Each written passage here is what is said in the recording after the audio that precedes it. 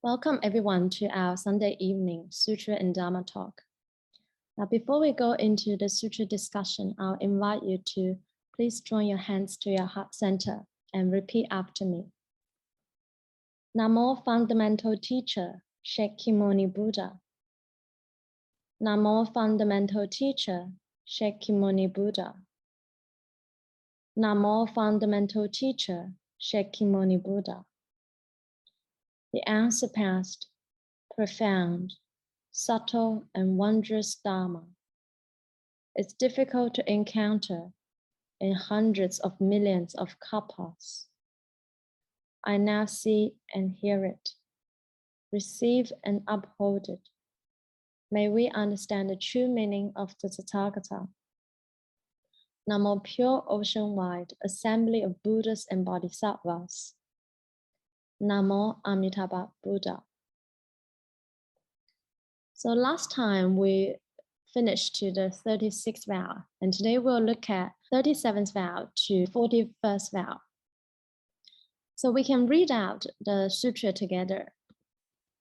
When I become a Buddha, those who are born in my land will have all the food, clothing, and all kinds of offerings they need at will without fail. All the Buddhas of the 10 directions will receive their offerings according to their will. If this cannot be achieved, may I not attain perfect enlightenment. So the 37th vow is about vow of clothing and food appear at will. And the 38th vow is about vow of Buddhas receive offerings according to their will. So Amitabha Buddha has really considered everything in detail. He considered all of our practical needs, all the daily needs of the sentient beings here. What do we think about every day? Maybe the first thing when we wake up, what we're going to eat, what clothes am I going to dress, etc. So here it says food, clothing, and all kinds of offerings they need. So whatever offerings you may need, and this kind of offerings particularly refer to offerings we may bring when we're going to make offerings to the Buddhas. Now remember, beings in the Pure Land can travel to the worlds in the 10 directions and make offerings to the Buddhas. We're not going to go shopping in the Pure Land, right? No shopping malls, no nothing like that. But whatever you need, they can appear at will, according to one's thought. In one thought, whatever you want, it can appear. In the sutra, it says, if you want to eat food, then hundreds of delicious food will appear in front of you. And like we talked about before, actually beings in the Pure Land don't need to eat.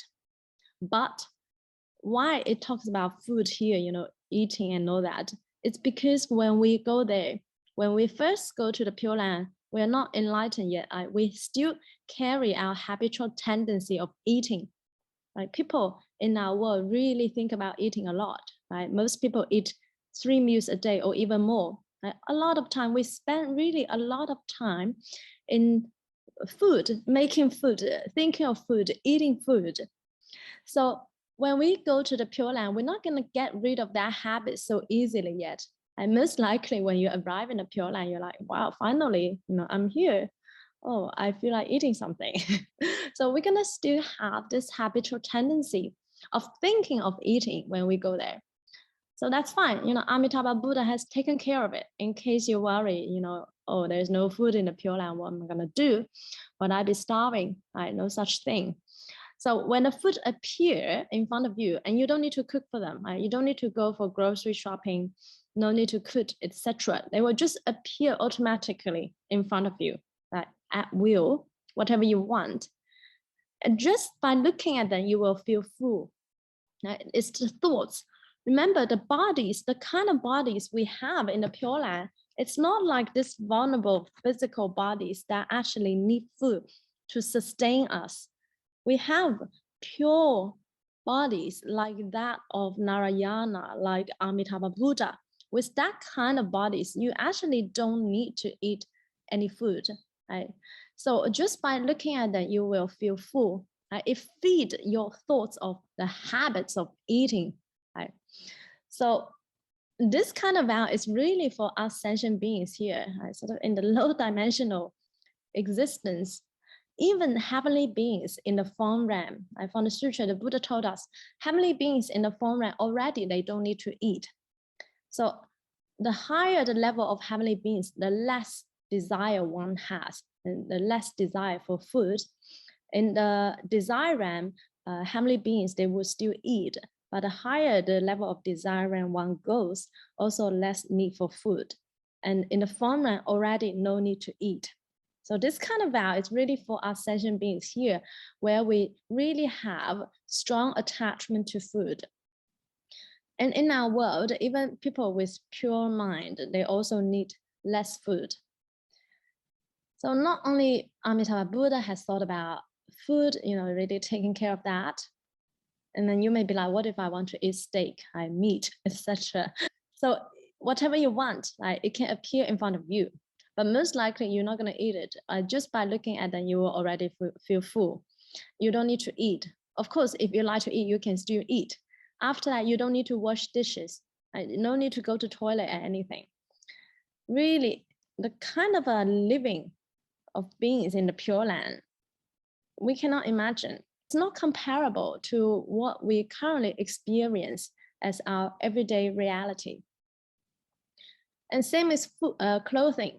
Now here, we also spend a lot of time to go shopping to buy clothes, or online shopping more often now, particularly for women. But in the Pure Land, no need. Whatever you want at a mere thought, beautiful clothes, beautiful garments can appear on your bodies. Whatever you want. If you're like, oh, Guan Yin, Guan Yin's garments look so wonderful, I want to wear the same like her or him, then it can appear on you.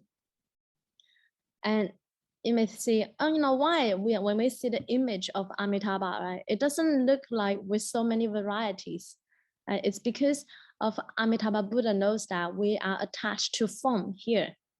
So of course, Amitabha Buddha can change whatever clothes he wants, but he will just show you one type of clothes so you remember him. So whatever clothes you want also appear and will include all kinds of offerings you may need. When you go to see the Buddhas in the 10 directions, then you're going to bring something, right?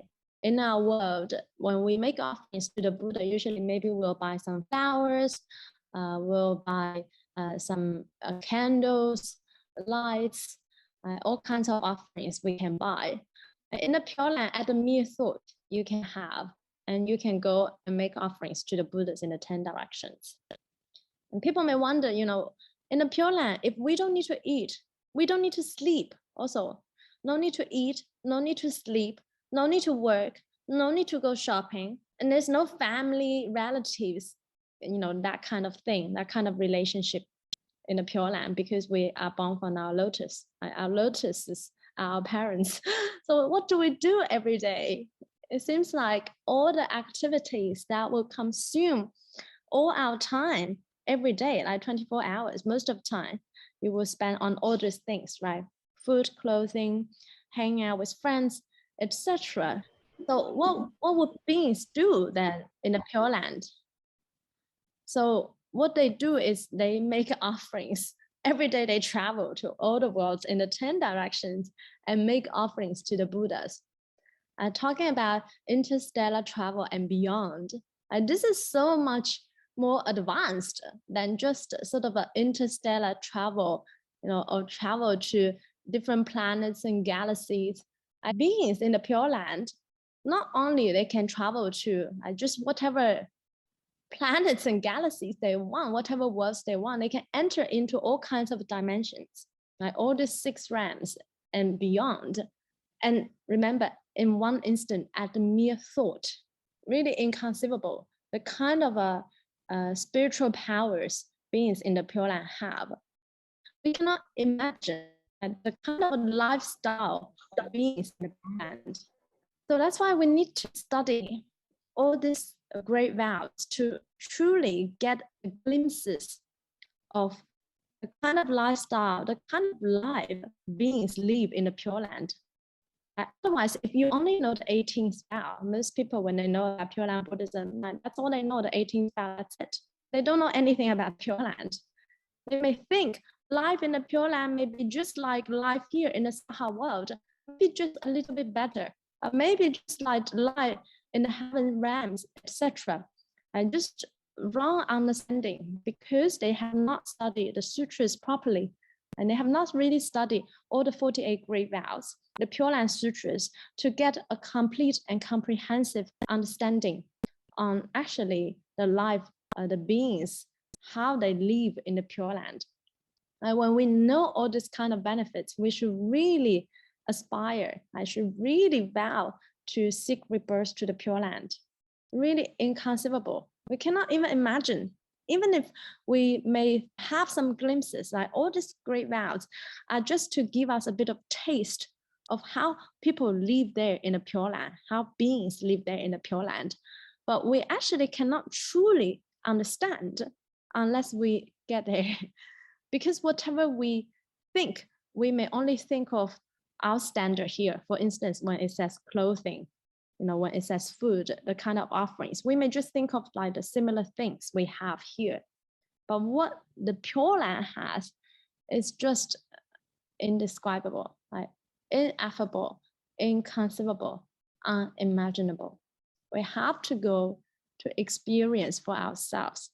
Like nowadays, we think even to travel to, I don't know, to some fancy countries are so wonderful, maybe I go to Egypt, I go to Europe, etc. We think it's already so wonderful. Imagine you can travel to all the worlds in the 10 directions.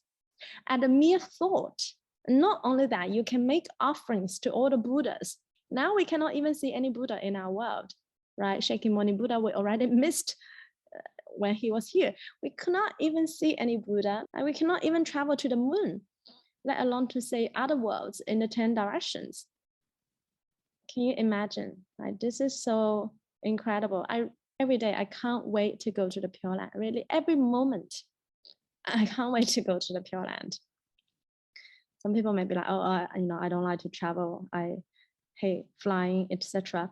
Okay, in the Pure Land, you don't have to fly with an airplane or anything. Just at a mere thought, you can go there. Or you can fly if you want. But if you don't like to travel, really not a fan of traveling, you like to stay put, stay where you are, you can stay in the Pure Land. And here it says, all the Buddhas of the 10 directions will receive their offerings according to their will, like according to the beings in the Pure Land. If you're like, I feel a bit tired, I don't really want to go to see Medicine Buddha, but I still want to make offerings to Medicine Buddha. You don't want to travel to Medicine Buddha's Pure Land, but you want to make offerings to Medicine Buddha. Then what Medicine Buddha will do is that he will come to you in one instant. So Amitabha Buddha invite all the Buddhas in the 10 directions to receive offerings from the beings in the Pure Land. This is incredible. And you cannot really get in other Pure Lands. Like other Buddhas did not sort of promise this, but Amitabha Buddha did. And really, in the Pure Land, there's no more time, space. All beings in the Pure Land can transcend time and space and dimensions. Like even Einstein, even this great scientists, they start to realize time and space are actually illusions. And in theory, in quantum physics, in theories, they also believe that one can actually instantly move from one place to another, at one point of the universe to the other extreme, the other side of the universe. But they don't know how yet. Right? They just say, in theory, it is possible. Buddhas know how. And beings in the Pure Land, due to Amitabha Buddha's great vows, can also support us to do that. So if you like traveling, you go to other Buddha's Pure Land in one thought, one instant, and you make offerings to the Buddhas there. If you don't like to travel, other Buddhas can come to you in one thought and you can make offerings there. Incredible. That's why beings in the Pure Land can realize enlightenment so soon. Why? Because they make offerings to all these Buddhas and they learn from all these Buddhas every day. Right? Every day you travel to different Buddhalands and then to visit different Buddhas, you learn different types of samadhis from different Buddhas. Of course, you will realize Buddhahood in no time. With this kind of level of practice and study and cultivation. Right? In our world, we cannot do that. We cannot even see a Buddha, let alone to say make offerings to anyone, to any Buddha, right? So really, when we know of these benefits, really, we should really want to go to the Pure Land. Okay, next. When I become a Buddha, all things in my land are sublime and pure. They are of such extraordinary forms and colors that there is no way to measure and describe them. All sentient beings, though they have the divine eye, who can discern their form, their lines, their names, and who can proclaim them in general, may I not attain perfect enlightenment. So the 39th vow is the vow of infinite adornments. So this vow and the next few vows are all about the sublime environment in the Pure Land. Sublime, too extraordinary to describe in words. Whatever words we use here, like in the sutra, when you read, sublime, pure, extraordinary, all these wonderful lights, etc. Like all these are just ways of convenience, because we don't have this kind of the vocabularies here. We have words here we have on earth is very plain and very limited. Even if we have this kind of words, it cannot describe the wonders of the Pure Land. Like here it says clearly, no way to measure and describe them. Why? Again, because whatever we think of, we can only think of the standards that we have here. Like when we say lotus, you cannot imagine how huge the lotuses in the Pure Land are. And when we say trees, you cannot imagine how tall the trees in the Pure Land are. How many infinite lights each leaf or branch emits. Impossible. We do not have such things like that in our world. So whatever words we use here, really just a way of convenience. We really cannot imagine. And again, no way to measure and describe them. And just to give an example, what does this really mean? So even the sentient beings in the Pure Land, remember we say sentient beings in Pure Land have divine eye. Divine eye usually can see everything clearly. But even for those beings with divine eye, who can discern their form, their line, their names, and who can proclaim them in general, may I not attain perfect enlightenment. So even for great bodhisattvas with great spiritual power, with wonderful, great divine eye, they cannot completely describe them. They cannot measure them. They cannot completely describe them. They cannot discern completely the forms, the light, the names in the Pure Land. So only Buddhas can understand completely, because it's the Buddha's land. A Buddha knows a Buddha. A bodhisattva knows a bodhisattva. The higher knows the lower. The lower cannot know the higher completely.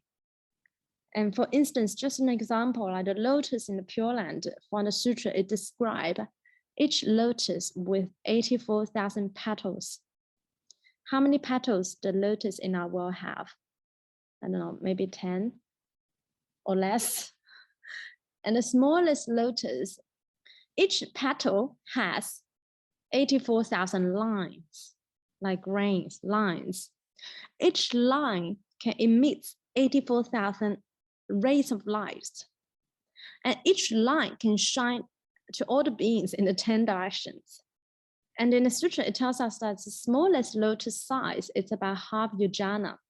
Now, half yojana is about 10 kilometers. In Chinese, like 20 li. Li is a Chinese measurement, is about 10 kilometers. And the bigger one, you can put the earth in it. It's not an exaggeration. And later we'll study the size of the trees and we'll know what kind of a dimension. And all the things Amitabha Buddha made in the Pure Land are actually to help us to become enlightened. Some people may worry, oh, if the environment in the Pure Land is like so sublime and so like wonderful, glorious, will I be attached to the environment? Well, that actually elicits our desire, maybe, to be more attached to this beauty, etc. It's not like that. It is sublime and it is also pure. The environment is pure because the beings, the mind of the beings there are also pure. Everything in the Pure Land Amitabha Buddha designed are actually tools to help us become awakened. And an example from the sutra is like the trees of the 7 jewels. We have 7 jewel lotus and also 7 jewel trees in the Pure Land. And with the 7 jewel trees, there are paths, houses on it. So people can live on it. And the trees, there are also fruits that grow from the tree, like golden fruits. And the kind of fruit, if you eat, you will become enlightened, actually. It will purify your mind and help you eliminate all afflictions. So all the things that we will see when we go to the Pure Land, everything, they are all tools to help us become enlightened, including like the water in the lotus pond. When we bath in the lotus pond, again, it purifies our mind, and then we can become enlightened. Even taking a walk in the Pure Land, drinking water in the Pure Land, eating fruits, make us become enlightened in the Pure Land. So we'll realize enlightenment really like too easy in the Pure Land. To realize enlightenment in the Pure Land is like a piece of cake. Whereas for us beings here in this world, in the Saha world, to realize enlightenment, too difficult. Why? Again, because we don't have, first of all, good teachers. We don't have Buddhas that actually guide us to really study the Dharma properly. Secondly, although we had Buddha, the environment here is a little bit really unfriendly, too horrible. The environment in our world, actually everything here, almost everything, I was not say everything, but like most things here are not actually to help us purify our mind, but rather it helps us to really elicit more greed, desire, anger, etc., ignorance. So the environment is also really, really important for our practice. I'm sure all of us know that. And that's why I go to a temple, and that's why we have places like the temples, etc., to create a better environment, more practice-friendly environment for practitioners with like-minded people. Is really, really important. Okay, next. When I become a Buddha, there will be trees of infinite colors in my land, the size of which are hundreds of thousands of yojanas high. The trees of the Bodhimanda are 4 million li high. Among the bodhisattvas, even though there are those with inferior roots, they will still be able to know it. If you wish to see the majesty of many pure Buddhalands, you can view them all among the trees, as if it were a clear mirror with which one can see one's own face. If this cannot be achieved, may I not attain perfect enlightenment. So the 40th vow, vow of the trees with infinite colors. And the 41st vow, vow of Buddhalands appear among trees. Again, it talks about the wonderful environment in the Pure Land, the sublime environment. Like we said, endless glory, undescribable, unimaginable, inconceivable. And the example here it gives is the trees of infinite colors. How many colors we have with the trees here on earth? Maybe 2 or 3, right? Green leaves, sometimes yellow leaves, and then brown branches, right? Tree trunks. So not many colors really, but in the Pure Land, it has infinite colors. And not only that, look at the size. Normal height we're talking about, hundreds of thousands of yojanas high. Now, one yojana, like we talked about before, is 500 meters. So 100 yojana is about 50 kilometers. 1,000 yojana is about 500 kilometers. And hundreds of thousands of yojanas. You can do the calculation. Taller ones, the trees, you can put maybe a bridge. The tree can be like a bridge from the earth to the moon.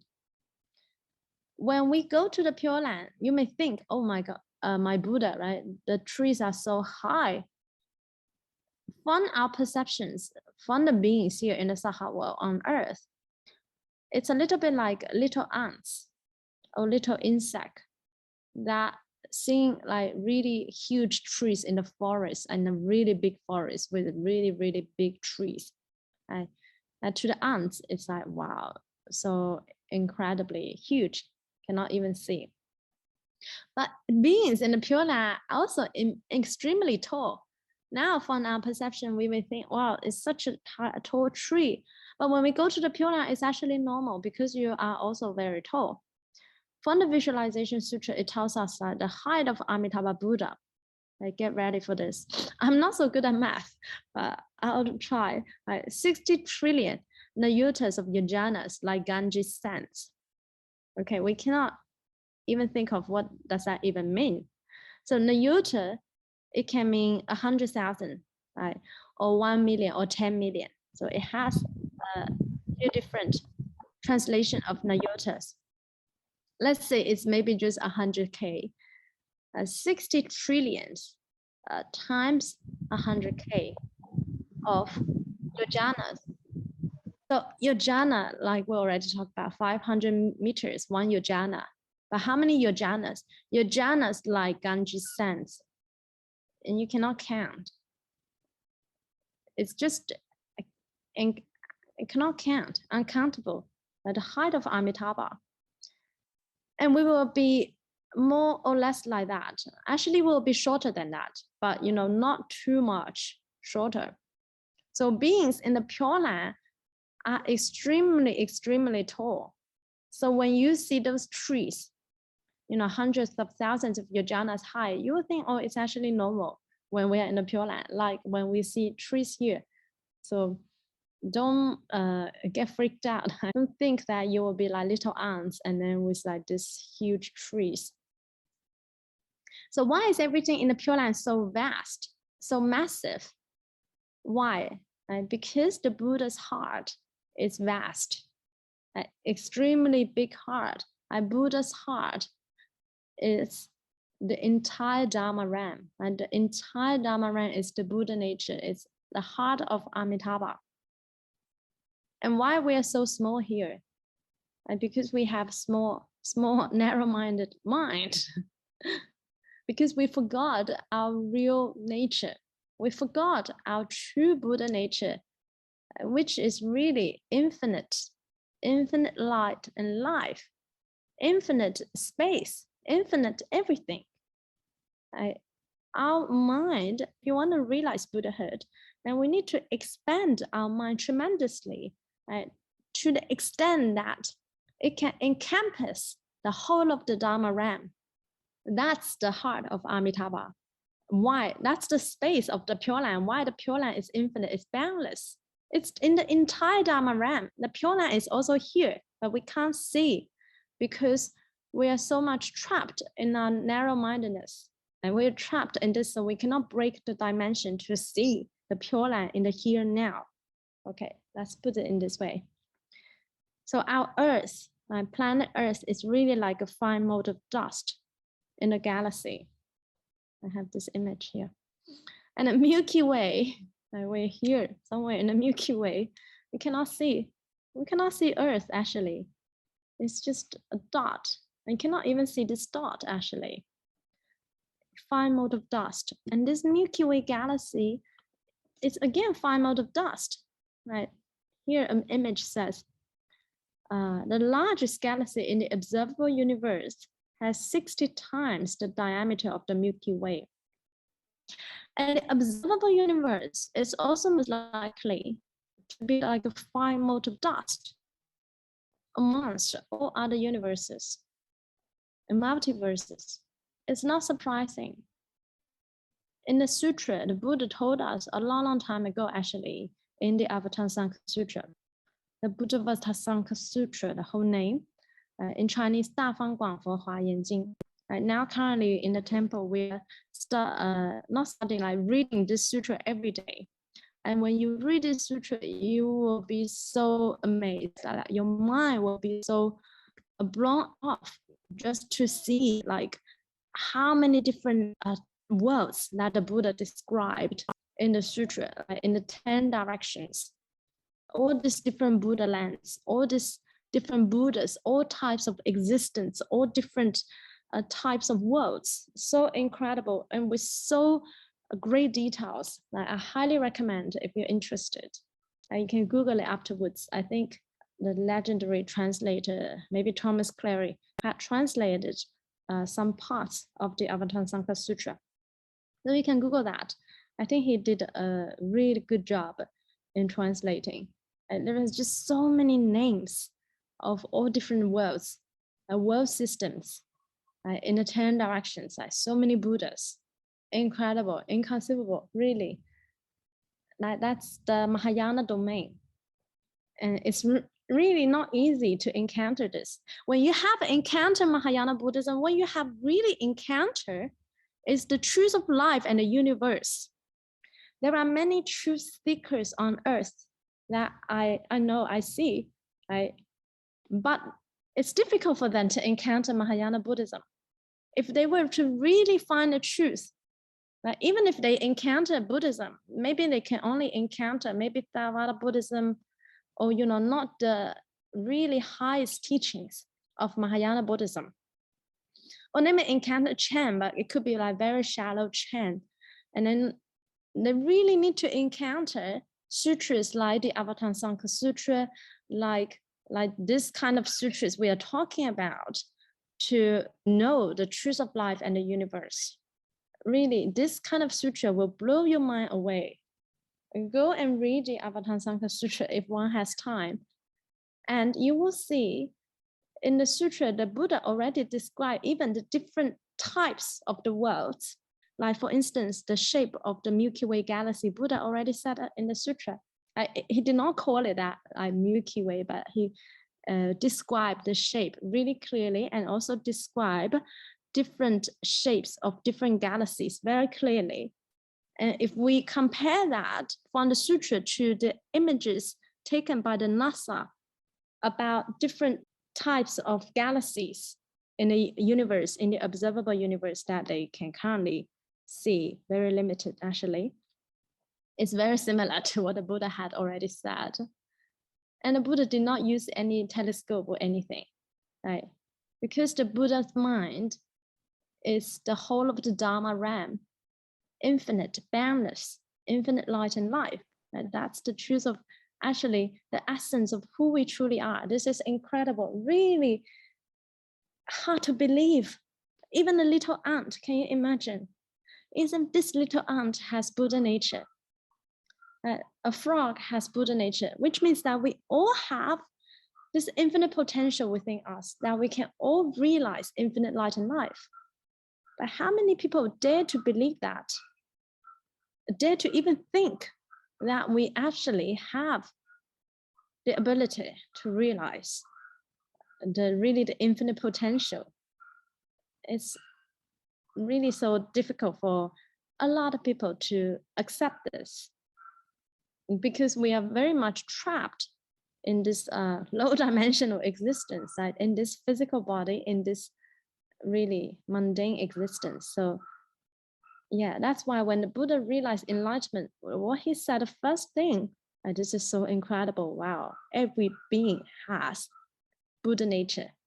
But a lot of people don't understand what exactly is Buddha nature. It can be really vague, this concept. What's Buddha nature? An easy way to understand: infinite light and life, infinite everything, infinite potential. Really, that is the true nature of who we truly are. That's why everything in the Pure Land is so vast. That's why the Pure Land is boundless, it's infinite, because it resonates with the Buddha nature. It's created from this Buddha nature, from Amitabha Buddha's perfect enlightened mind and his great vows. So we Nearful practitioners, we should really have big hearts, which means that we should really be able to embrace everything.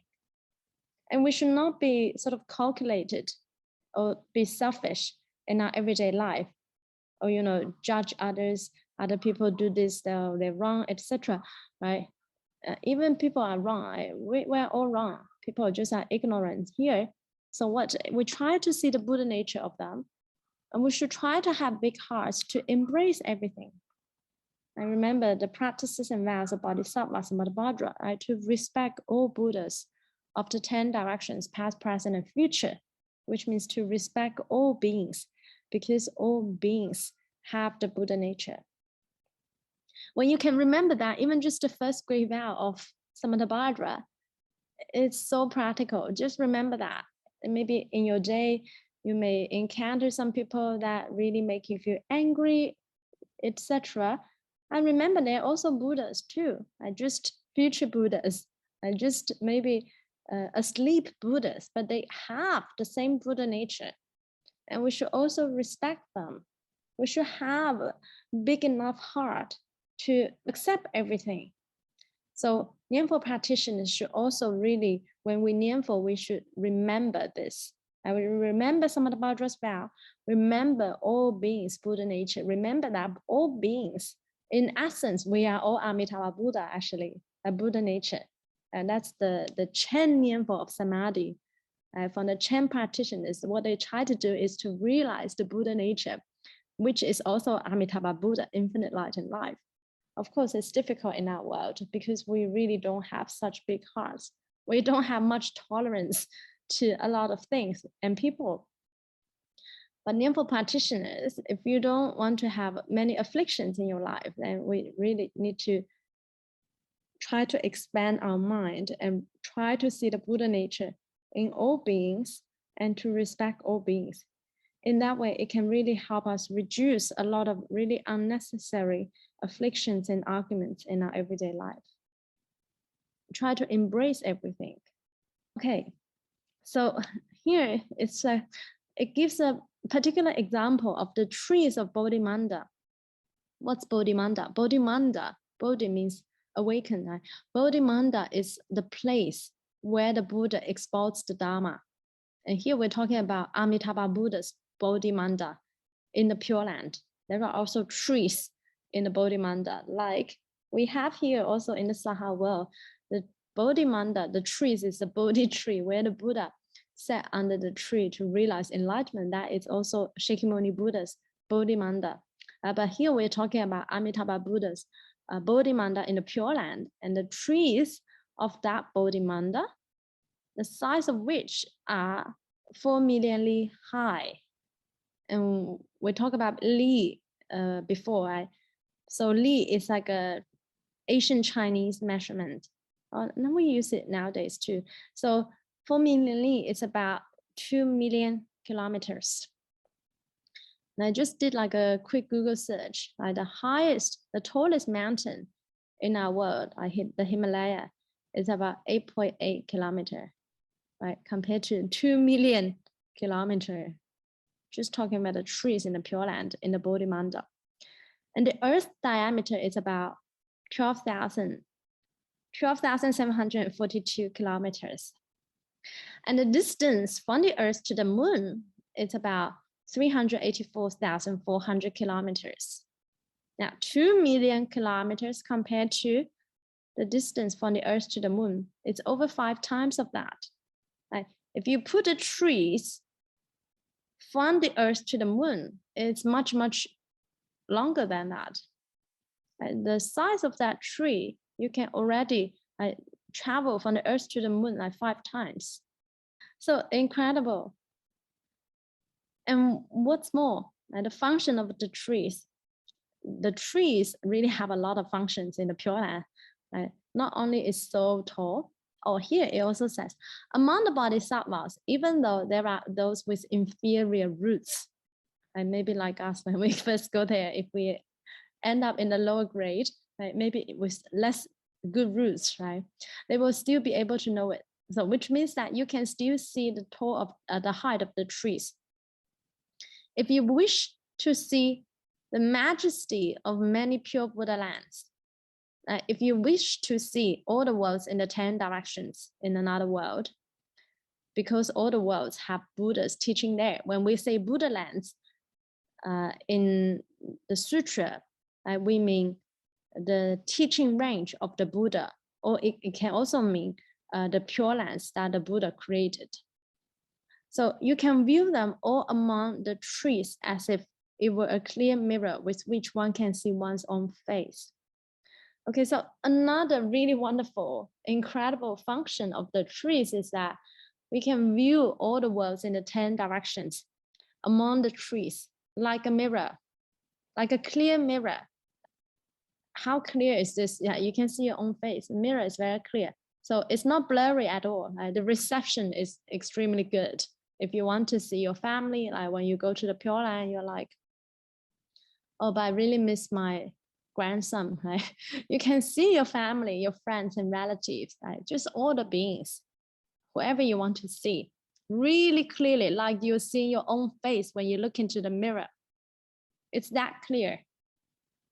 So while we're here, maybe we are being watched. Maybe beings in the Pure Land, they're really looking at us now. Oh, talking about studying the 48 great vows. Who knows, right? But don't worry, right? They're not gonna check on us for anything. But this is for, again, bodhisattvas, that they want to save sentient beings in the 10 directions, right? Say you really want to help your children. Maybe when some people go to the Pure Land, they're still a little bit unsettled, oh, I want to know how's my son doing, how's my grandson doing, my parents from past lives, where are they, etc. So if you want to see them, then you just view from the trees.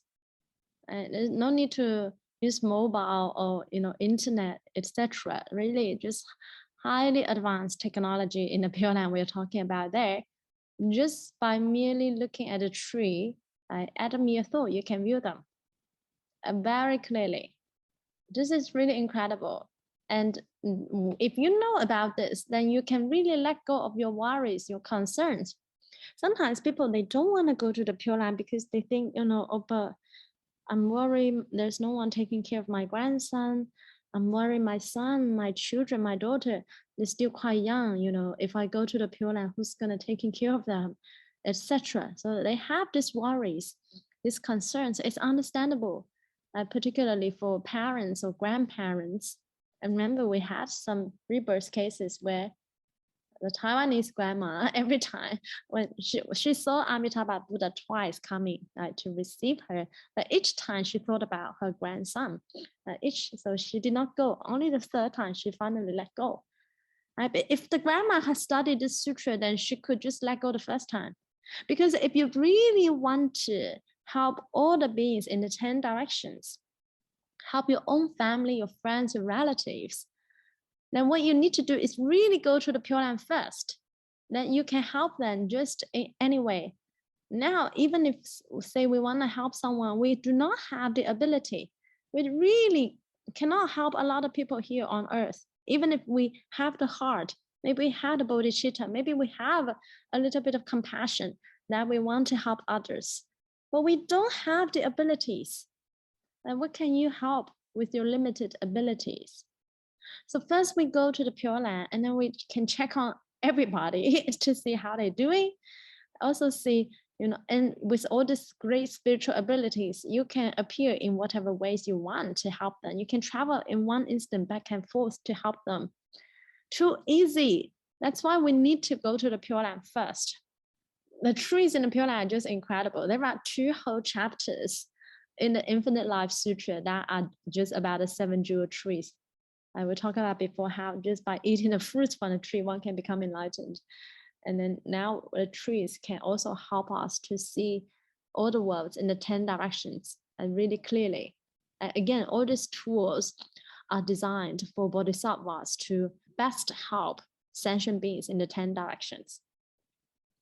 So when you go to the Pure Land, you may not only see your friends, relatives from this lifetime, right? You could see from all past lives in all different worlds, maybe not only on Earth. Maybe you have family relatives, who knows, on Mars, on Venus, on other even galaxies, who knows, right? So you can see all of them.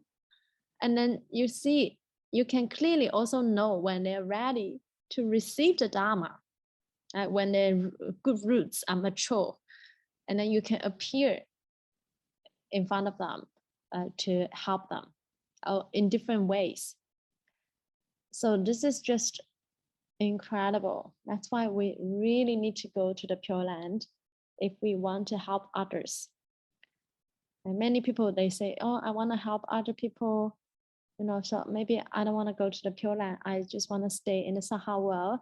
In my next reincarnation, I can also help others.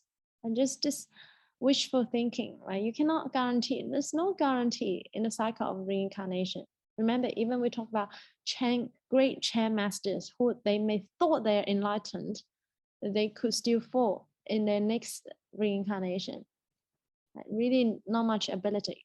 Now, first go to the Pure Land and then come back at ease to help all beings. Okay, wonderful.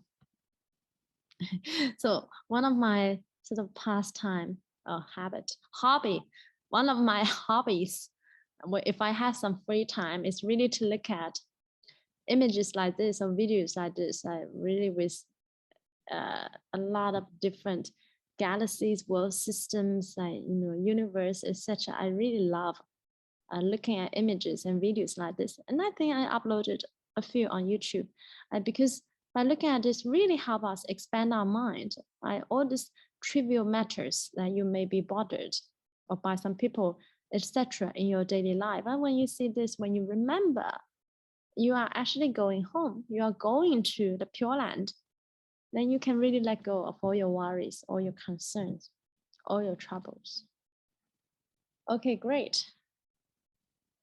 So let's do the marriage transfer first, and then we have a little bit of time for any quick discussion.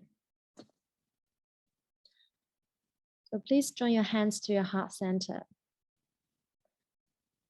May the resulting merit and virtue adorn the Buddha's Pure Land, repay the four great kindnesses above, and relieve the suffering of those in the three paths below. May those who see and hear this all generate the unsurpassed bodhicitta. When this retribution body comes to an end, be reborn in the land of ultimate bliss. So we transfer the merit to all beings in the entire Dharma realm. May all beings hear the name of Amitabha Buddha and be born in the land of ultimate bliss. Namo Amituofo Buddha. Namo Amituofo. I would like to add something. So you mentioned we can see all our friends and family and relatives from all the lives, but I read somewhere that Buddha said, when he was thinking about when samsara started, he couldn't find the beginning. So I wonder how this is possible to see all these lives if it has like no beginning, or maybe this is like a question that we can't, understand, but I'm just wondering. Okay. Yeah, it's a good question, actually. And I'm not sure if I can really answer you. Maybe we have to wait till we go to the Pure Land. The truth is that no beginning, no end. The true essence of who we are is also no beginning, no end. And when I say all past lives, maybe I'm also talking about no beginning, no end. And there is actually, in the Pure Land, there is an end to that, right? Because when we are in the Pure Land, we have infinite life. But you can again choose to come back here to take on any role. It's like a game. You can play it like a simulation. You can choose your script and then you can come back in your own role, and then you again have more lives if you like to experience that, actually for the sake of helping sentient beings. And also a lot of things Shakyamuni Buddha said, really the samsara really almost like no beginning, because we are being here for countless eons. And when I say all past lives, maybe I'm also referring to that. But we will know more when we are in the Pure Land, because really we are here for countless eons, all of us. We may be in the Hell realm or also for countless eons. All these different 6 realms we have all been. And we have all been for countless eons. We're going to have past lives of countless eons. And you can have more future lives if you want. Actually, this is relevant to also David's question. Could we stay in the Pure Land forever and not willing to go back to the human realm? Yes, you can, David, if you really don't want to come back. You don't need to come back to the Saha world. You may go to other worlds. Or you can also stay in the Pure Land forever. But usually when you are in the Pure Land, okay, what happens is when you are in the Pure Land, you will really generate unsurpassed bodhicitta. When you have unsurpassed bodhicitta, you have great compassion for all sentient beings. When you have great compassion for all sentient beings, it's most likely you're going to come back to the Saha world. Why? I tell you, no, not I tell you, Buddha told us, like, because amongst all other worlds, like in the sutra, this is from the sutra, also in the Infinite Life Sutra, Shakyamuni Buddha also said, other worlds, there are more kindness than evil. Apart from this Saha world, it's called the evil world of five abilities. Really, the Saha world, amongst like the universe, all the other worlds, we really consider are very much in the bottom, right? Very much in the low dimensional existence. And we may still think we are so technologically advanced that really it's laughable for beings from the Pure Land and beings from higher dimension when they see us. Really, the kind of sufferings people experience here as a lot. And because you have great compassion. Remember, when we are now we don't have much compassion yet. Maybe we just want to quickly go and never come back. But when we have great compassion, we will really want to come back. Actually, like Shakyamuni Buddha, why he keeps coming back to the Saha world on earth? He is still here on earth. Okay, Shakyamuni Buddha has not left. He had appeared paranirvana for people with less good roots. Right? Because people here, we were so accustomed to just die and then disappear, right? So he sort of, hide himself a little bit, but he has not left us. He has keep being in different roles, take on different identities to keep sharing the Dharma to help different beings. This is the same with all Buddhas and Bodhisattvas. They will not give us up. Why we are being able to encounter the Dharma in this world, it's because Bodhisattvas and Buddhas from the Pure Land, they don't give us up and they keep coming back to help us. And why do they want to come back to help us? It's because they have great compassion. When you are in the Pure Land, remember, this is from the practices and vows of Bodhisattva Samadabhadra, right? Because of great compassion, they can realize the unsurpassed Bodhi. If you want to realize Buddhahood, you need to have great compassion. You need to have bodhicitta. How do you have bodhicitta? It arises from great compassion. And how do you give rise to great compassion? Because of sentient beings. And I'd like to point you to this. Maybe a lot of people may not be aware. This merit transfer. Repay the 4 great kindnesses above. What are the 4 great kindnesses? Do people know we are talking about here? Right? We know the 3 paths below, the 3 evil paths, right? Animal, hungry ghost, and hell realm. But do people know the 4 great kindnesses above? What are they? The teacher, right? For instance, like the Buddha, or all our teachers who guide us on the Dharma, or just all our teachers in general. And then our parents who give us life. Our teacher, the Dharma teacher, give us our Dharma body, but the parents give us our physical body. So we should also repay this kindness, the gratitude. And then also country, right? Because of our country is stable, so we are able to study in a stable environment. And what's another kindness is sentient beings. Why do we need to repay the kindness of sentient beings? Because it's because of sentient beings one generates great compassion. It's because of great compassion one generates great bodhicitta. It's because of great bodhicitta one realizes anuttaya sanya sambodhi. This is directly from the practices and vows of Bodhisattva Samadabhadra. And I think it's from the 9th vow to constantly accord with sentient beings. So Bodhisattvas and Buddhas, they will not give us up They will keep coming back, and they will not even come into the human realm. They will not only come into the human realm, they will be in the hell realm, like Siddhagarbha, like Guan Yin, and they will be in the ghost realm. They will be in even more terrible worlds and realms to help sentient beings because of great compassion. And David, I trust. Now the reason you asked this is maybe because you don't want to come back because you think it's so much suffering here. But when you go to the Pure Land, don't worry, you will have great ability. You will be enlightened. You will be like a Buddha and Bodhisattva. And with this great compassion arised, you're going to want to come back. And most likely, when we all go to the Pure Land, we will come back to the Saha world to help more people, to save them. Because when we have the great compassion, we cannot bear the thought of seeing others suffer and not knowing their true nature, not knowing there is such a much more wonderful world that they can go to realize their true nature.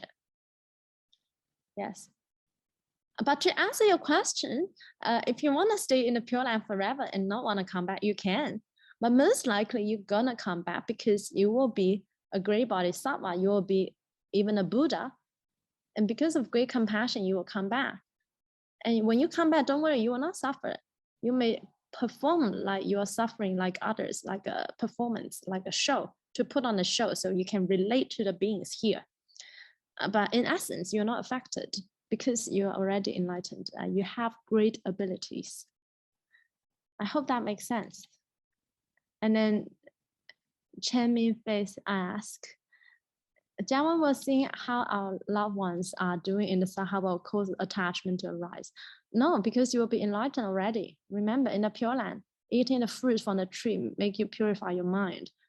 In the water, purify your mind.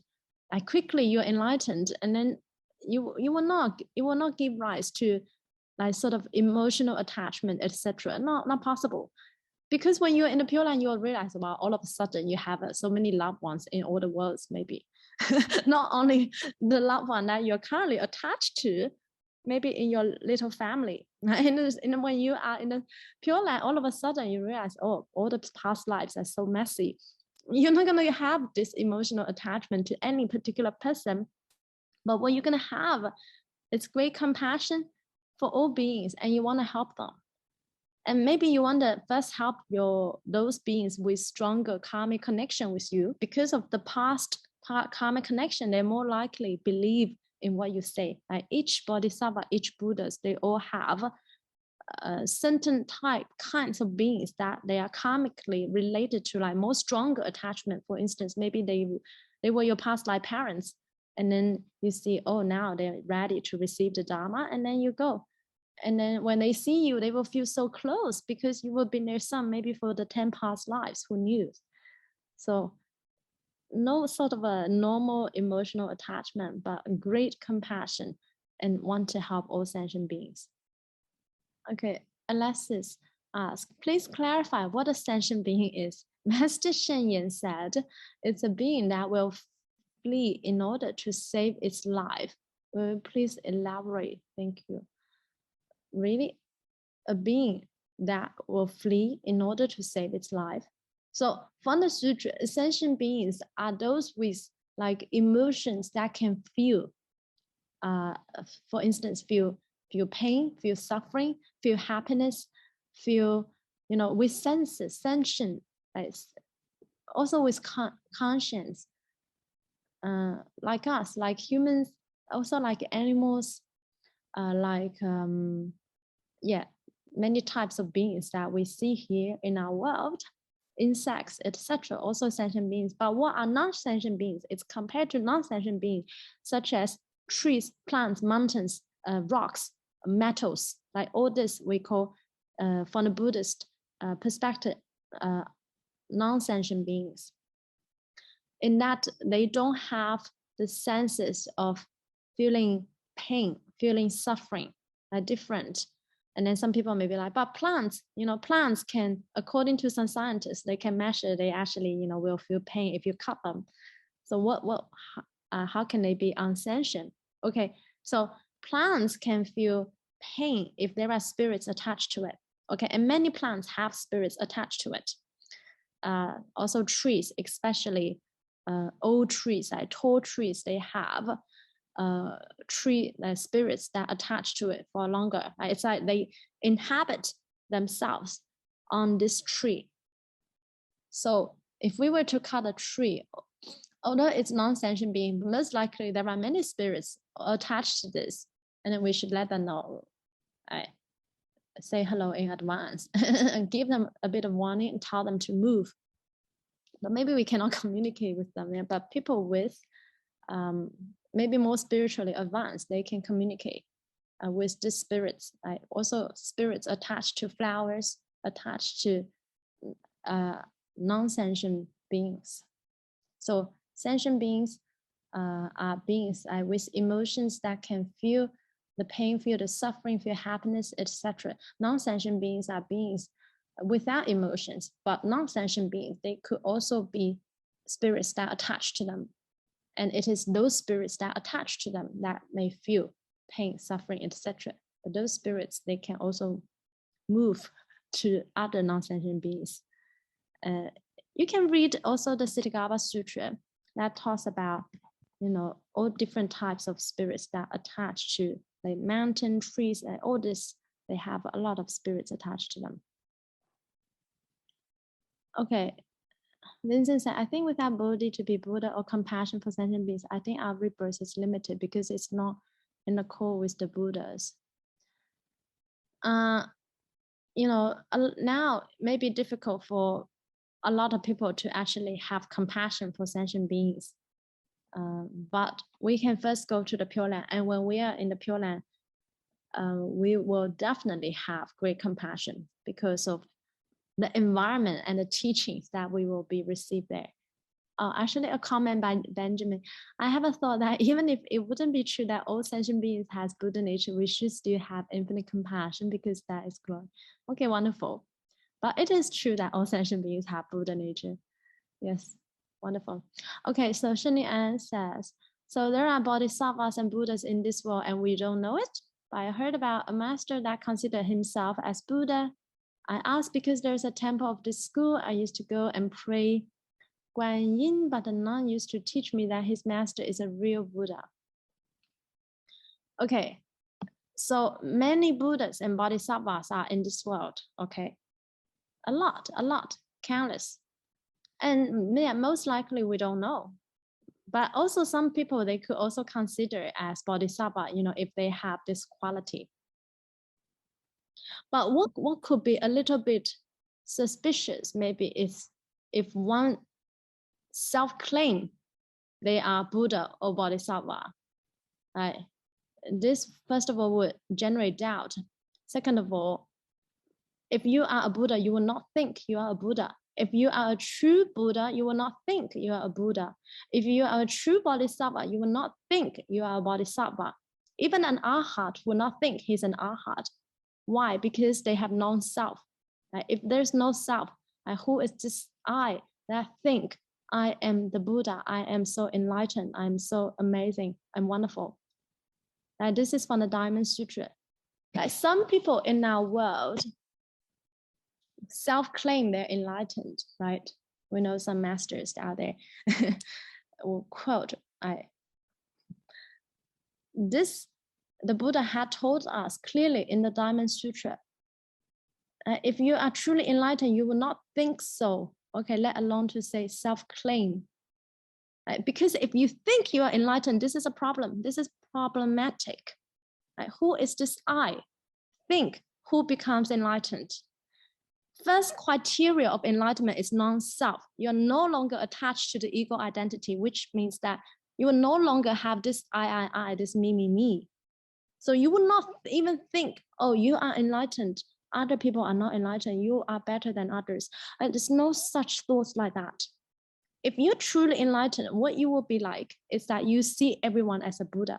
You see everyone as bodhisattvas. That is from the Buddha's mind. Buddha sees all other beings like Buddhas. Bodhisattvas see all other beings like bodhisattvas. Does that make sense? We have to really be a little bit careful, right? When someone considers himself as a Buddha, actually we're all Buddha, we have Buddha nature. If one, really claim, I am so enlightened. Actually, I am the reincarnation of, some great Buddhas, right? Yes, there are a lot of actually incarnations of Buddhas and Bodhisattvas in our world, but they will not tell you. You will not know. Okay, why would they tell you? What's the point, the need? Beings here, they like to doubt a lot. If you say, oh, you are actually, Amitabha Buddha who comes back to help, a lot of people are gonna doubt, and then how you gonna prove, etc. You really don't have, yeah, exactly. If Amitabha Buddha really comes to you, he will not be like, everybody, I am Amitabha Buddha incarnated, I'm Guan Yin incarnated. No, they will be really maybe very low key. You don't even know. And they will act like really normal. They may occasionally show you something a little bit incredible. For instance, like Master Shandao is actually incarnation of Amitabha Buddha. Master Yongming Yanshou is incarnation of Amitabha Buddha. Master Yin Guan is incarnation of Bodhisattva Mahasamapapta. But how do we know that? It's not because they say, I am Amitabha Buddha, I am this Bodhisattva. They do not say that. It's because maybe before they go, they may, 2 instances, they may tell you, okay, when they are about to seek rebirth, then it doesn't matter. They can review if they want. A lot of people, they may not even do that, right? Because not necessary. Exactly, it's not effective. And no need to let you know. They just do their job here and they go.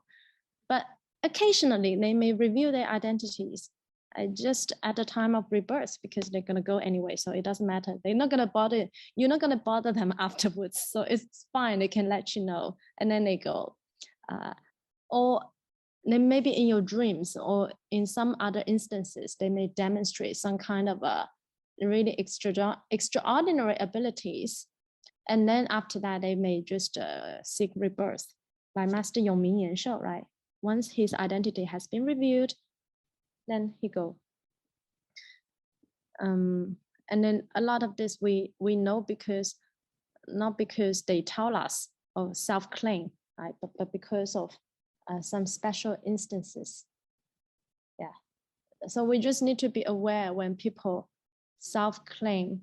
And I'm not saying anything. Maybe they are, who knows? But it really could elicit a kind of a doubt. And it's from the Diamond Sutra. You can go and read the Diamond Sutra or even the Heart Sutra, because there's nothing to attain. So one attain Anutaya Sanya Sambodhi, because there's nothing to be attached to. So one attains Anutaya Sanya Sambodhi. Even this enlightenment, when one really become enlightened, one is no longer attached to the self, no longer attached to even the state of enlightenment. Wonderful, wonderful discussion.